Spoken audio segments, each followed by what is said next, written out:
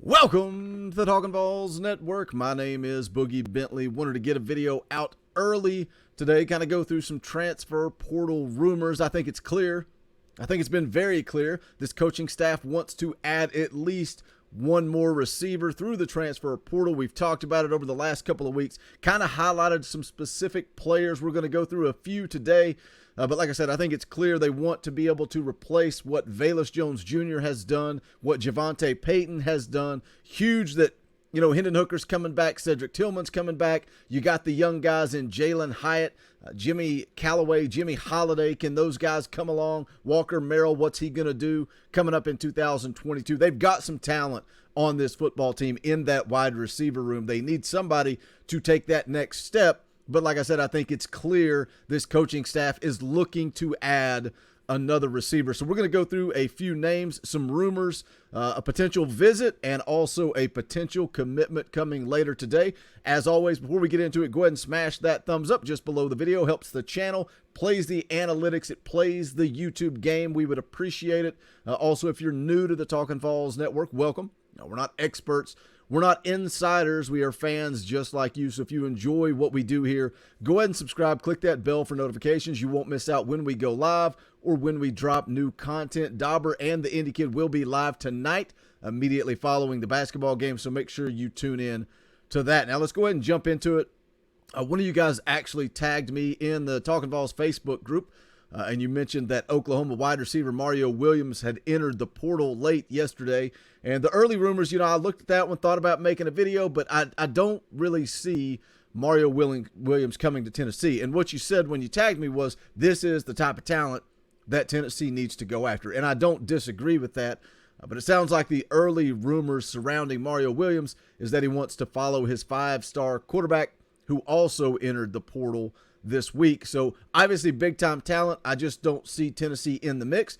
When you do the Twitter stalking that some of you like to do, especially over on the VolQuest message board, Cody Burns did like his tweet when he entered the portal. So you can take that for what it's worth. I wouldn't be surprised if this coaching staff reaches out, but I just don't see that one happening. Another name, one that you really need to keep an eye on. I think he is probably the priority target at the wide receiver position. That's Isaiah Neyor, the Wyoming wide receiver. Now, yes, he was only a two-star coming out of high school, but I don't really care about that because he did pull in 44 catches for 878 yards and 12 touchdowns. He does also have 3 years of eligibility left, wants to take a few visits before he makes a decision, but he has been in constant communication with Tennessee wide receiver coach Cody Burns and plans to visit Knoxville. So again, excuse me, like I said, I think Isaiah Neyor is their primary wide receiver target, but you're not only playing a numbers game,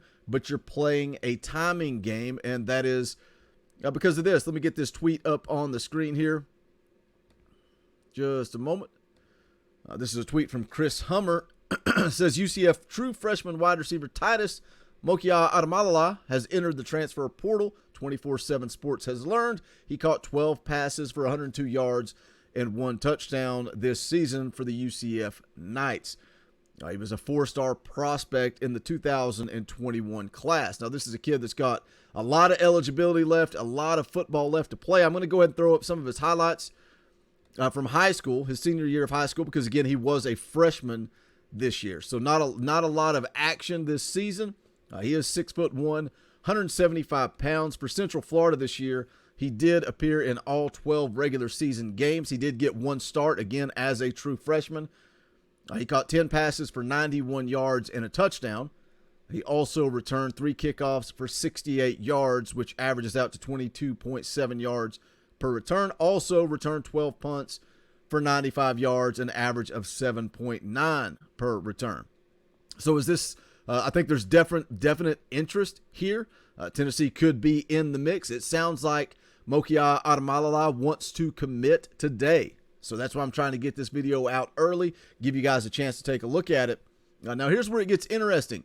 And by the way, everybody's making the jokes. Let's get this kid to Tennessee so we can hear Bob Kessling say, Nico Iamaleava throws a touchdown to Titus Mokiao-Atimalala. And yes, I have been practicing those names. I think I've got them down. Maybe they're wrong. I don't know.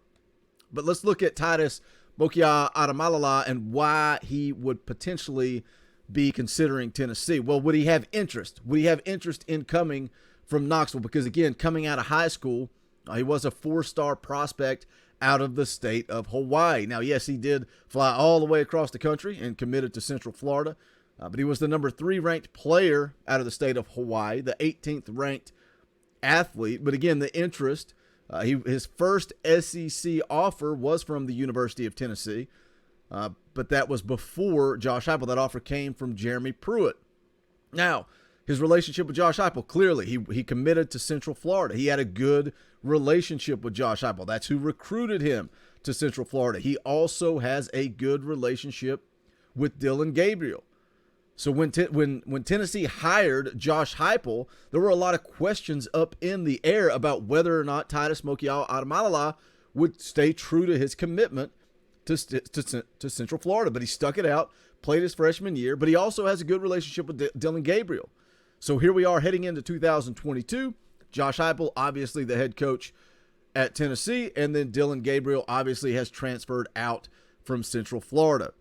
So Tennessee is in the mix here. Tennessee does have some interest, but again, how do you balance that numbers game versus timing game? I don't think this staff wants to add 2 wide receivers. So where are they at confidence-wise with Isaiah Neyor?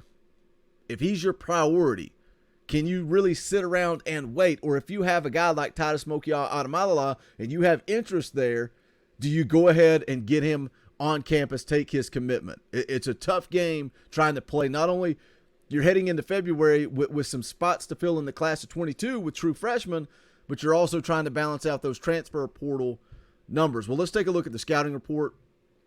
This was coming out of high school from Blair Angulo from 24/7 Sports.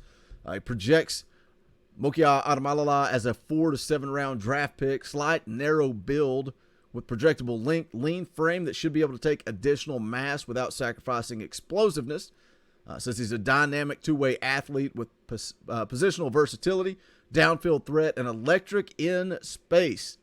Terrific pass catcher with ability to high point the football. If you're watching the highlights I've got up on the screen, you see that several times throughout his highlight video.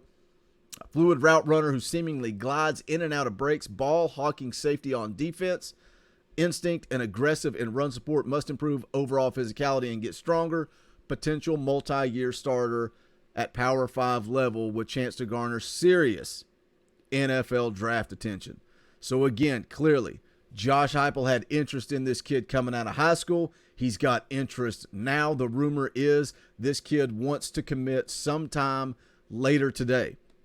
So how does Josh Heupel play this numbers game? What do you guys think? Again, a lot of news and rumors there, really focusing on the wide receiver position. I think Tennessee only wants to take one.